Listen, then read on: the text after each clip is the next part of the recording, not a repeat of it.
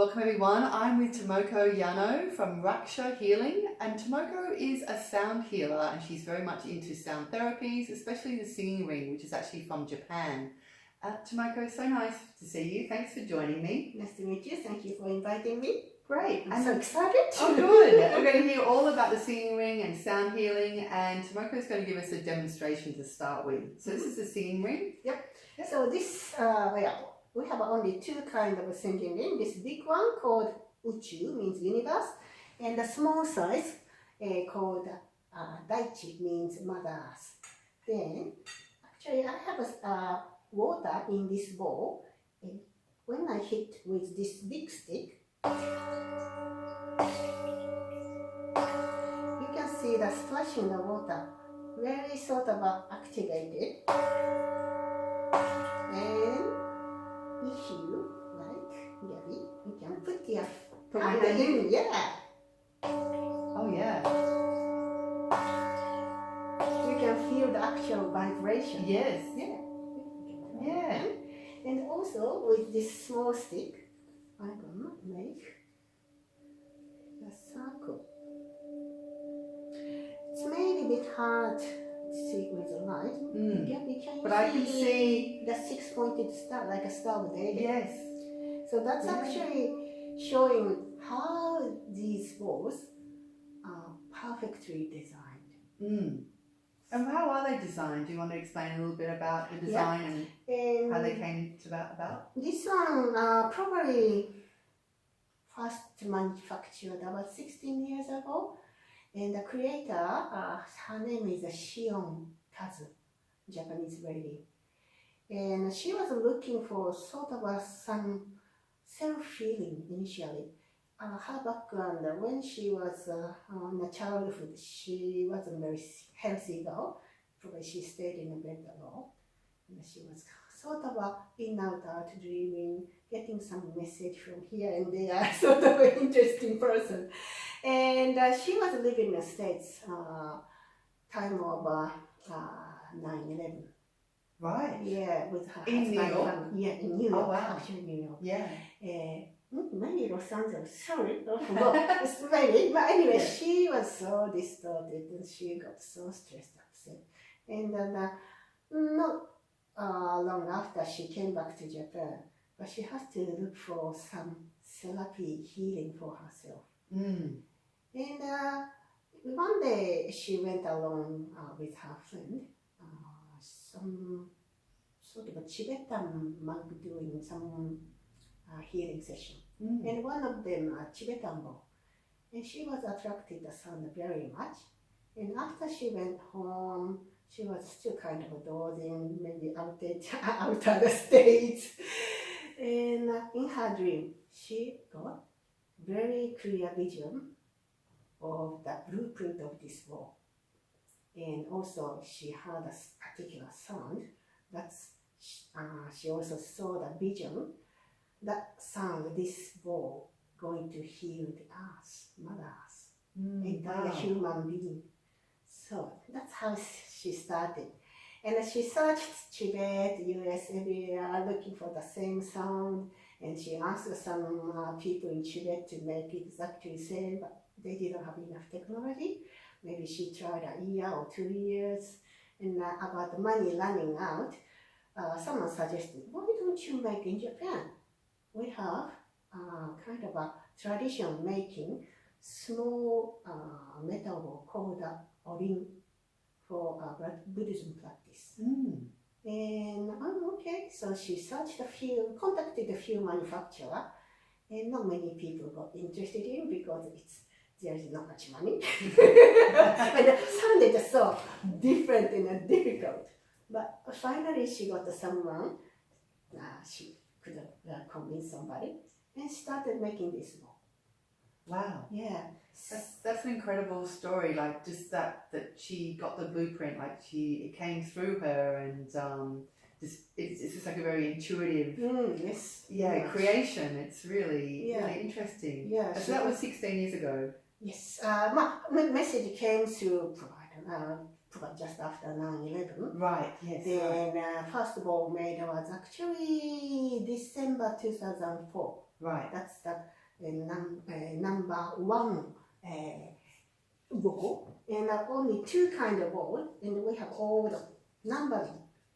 They have a name. Yeah, okay. So that acquired this ball maybe 6 years ago, and this number is 1,193. Right. So for those that are only listening, Tomoko's just showing me the fact that bowls are they're individual.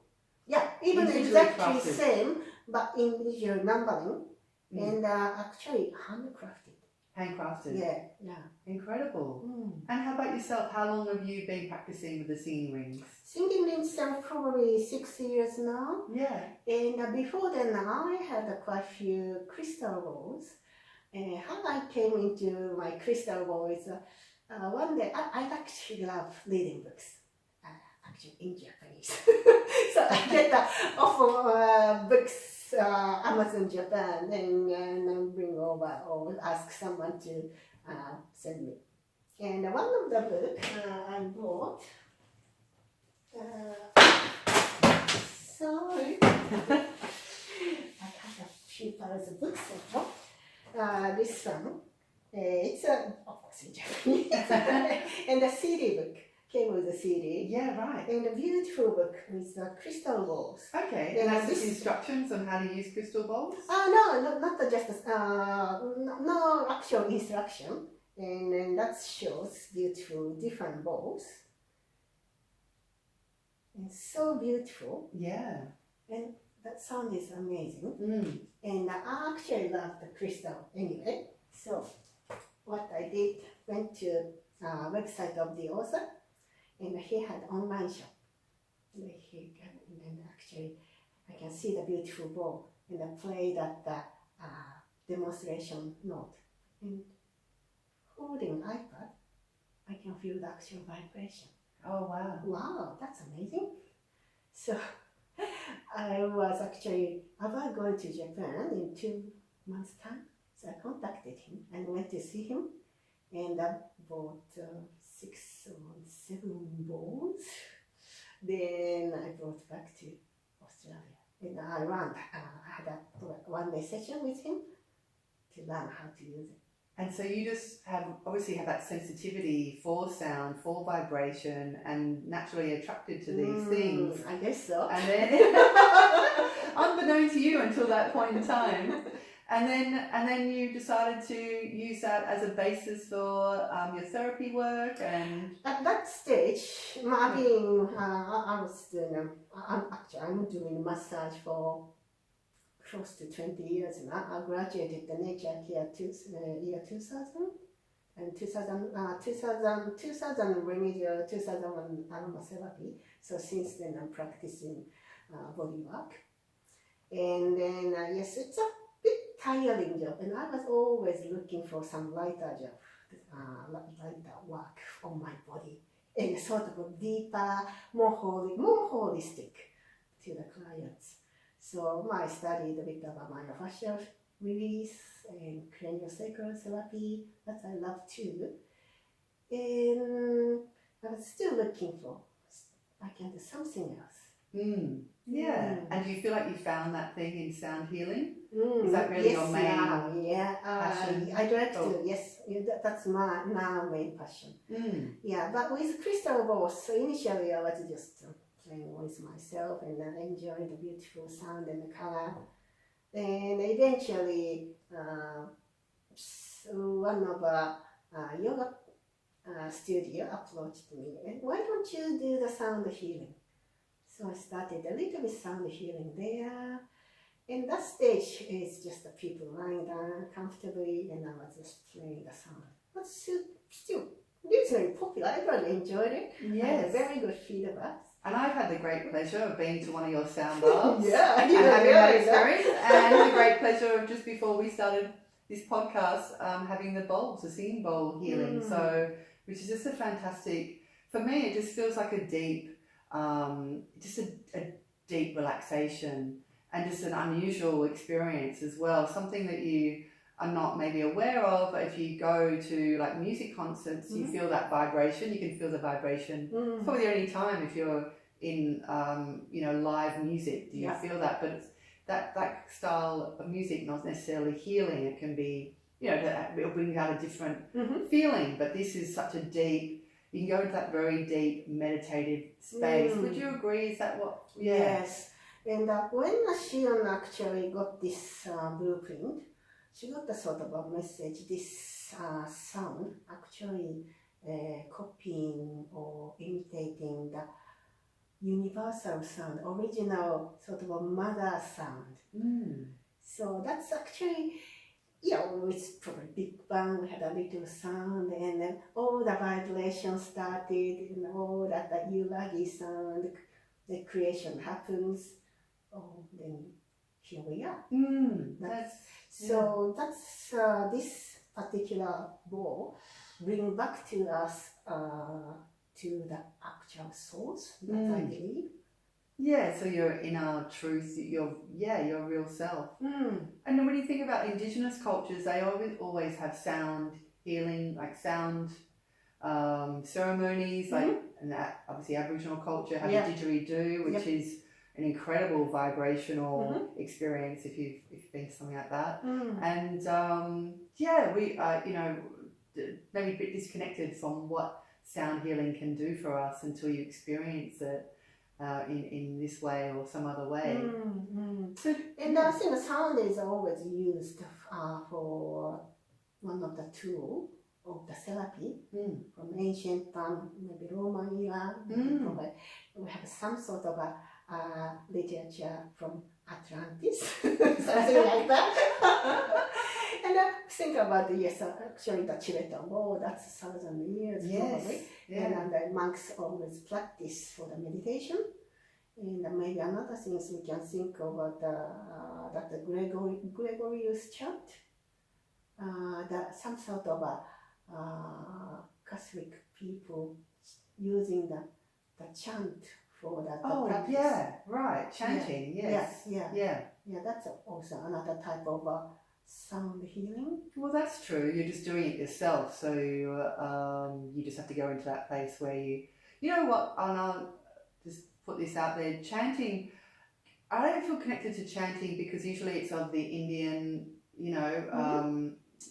tradition, and because I don't speak Sanskrit, I don't have an Indian background, I don't feel connected to it. And I always wonder about that, about chanting words that you know from whatever culture you're from. What do you think of that? Like, we can be told Sanskrit names or words, but if you don't have that deep connect, it's something about it. But actually, that word sound itself has power. Doesn't matter you understand the meaning or not. Okay. That's I believe. Right. And like the Indian culture, the Hindu say that that's how we started the universe. Yes.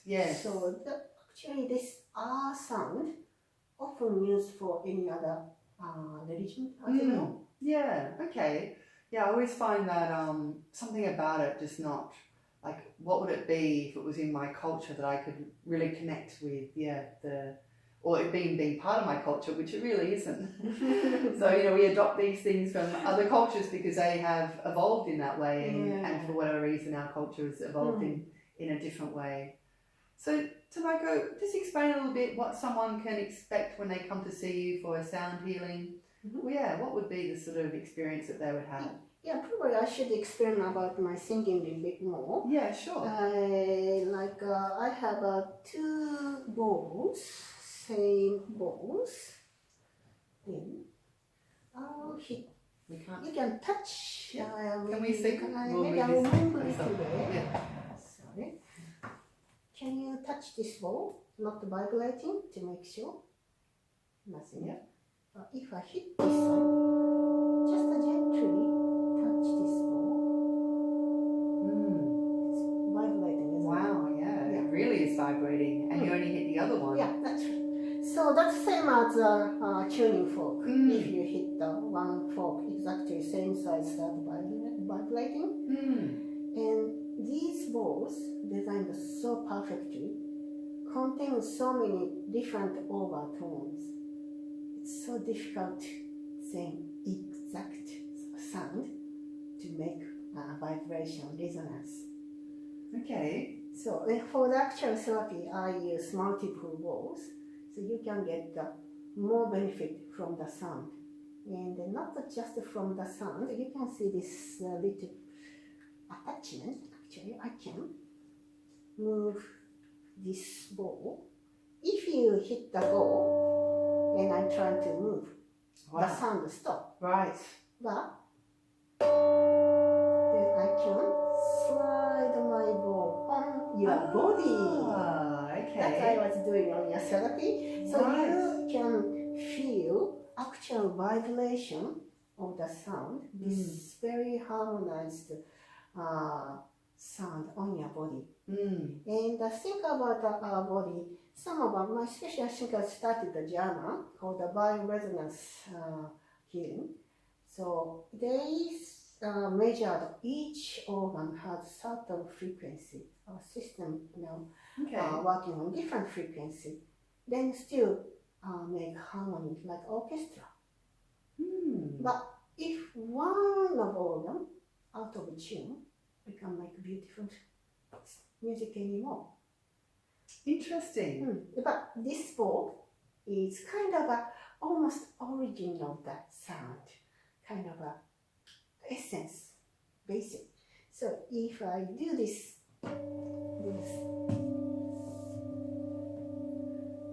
so your body actually gonna be tuned in the right note. Then your orchestra is playing beautifully again.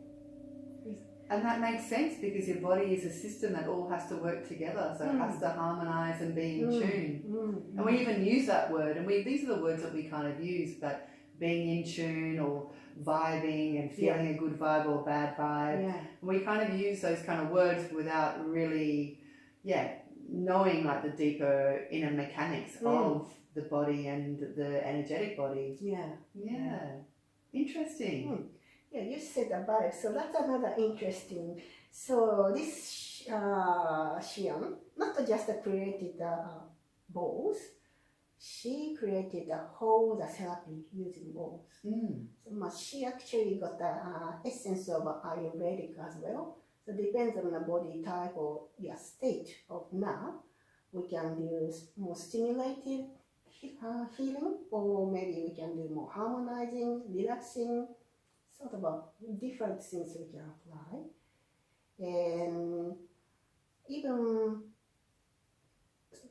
she also teaches, right? Yeah, she teaches the courses. Yes. And and another thing she wanted to make, but this is called the shinging ring, because the small, not small, Japanese metal ball used for that Buddhism practice called we call Orin ring. So she got it together, shinging ring. Also in English we spell the ring as a ring, so we can make all the nice, beautiful harmony as a whole circle. And she wanna make this one called the rindo. You know that judo? No. I mean, the Japanese martial arts, judo. Oh, judo, right? And kendo, and also we have a shodo, calligraphy, or kado, the flower arrangement. Do means actually you keep practicing some pattern, and you can be practicing almost mindfulness. Right. You can be focused on the same thing, and you can do your body remember how to move. So you free your mind, but still focusing.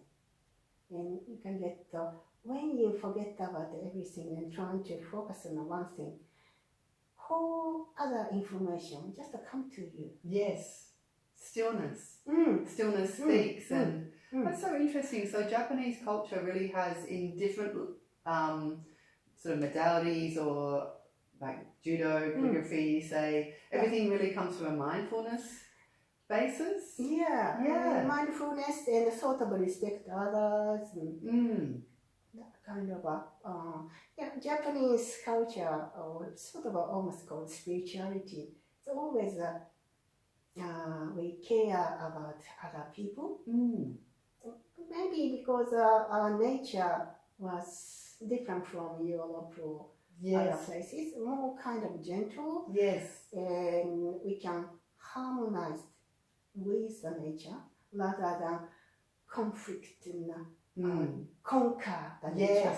Yes. So we always try to live together, cooperate. So for that, we always kind of listen to, try to feel our environment, the vibe. Yeah, interesting. Gosh, it's so interesting. And I know I was sharing with you before and about forest bathing. That's another Japanese practice. Going into the forest and being present with nature and present with the senses. Yeah. And yeah, we just, in Western culture, we just don't have these practices. we really are, there's like a spiritual void in Western culture. Definitely, there is, for whatever reason, and we have to go to other cultures to find a way to bring ourselves back into balance and harmony and but you can come to my... You can always come to Tomoko's singing ring therapies. So that we can do therapy, and I do the what I call vibrational sound bath as well. Yeah. So you can lie down comfortably and mainly listening, but you can still feel the vibration. And I don't take many people at once, maybe 6 to 8 people. Yes. So I'll go along each other and each person, the body, and the field action, direct vibration as well. Yeah. And what's next for you? Will you be having sound baths soon, do you think? Yeah, with COVID, it's been a bit hard. Yes. Maybe end of month I might do. But at the moment, even 2-3 people, if are interested in, you can just contact me and I can do sort of personal session. Yeah, great. And what so what's next for you? Just doing the healing, hopefully having some sound baths. Where would people find you if they wanted to come and see you? I should have my own website, which I haven't yet. So my massage clinic I worked for has very good website called Mossman Massage Therapy. My name is still there. Yes. So maybe I saw it, Mossman Massage Therapy in Mossman. And then you can go to therapist, Tomoko, and some information about me there. Tomoko, thanks so much. I've really enjoyed today. It's been great learning about the singing ring and experiencing the singing ring. Thank you for your time. Thank you very much. Thanks for watching and thanks for listening.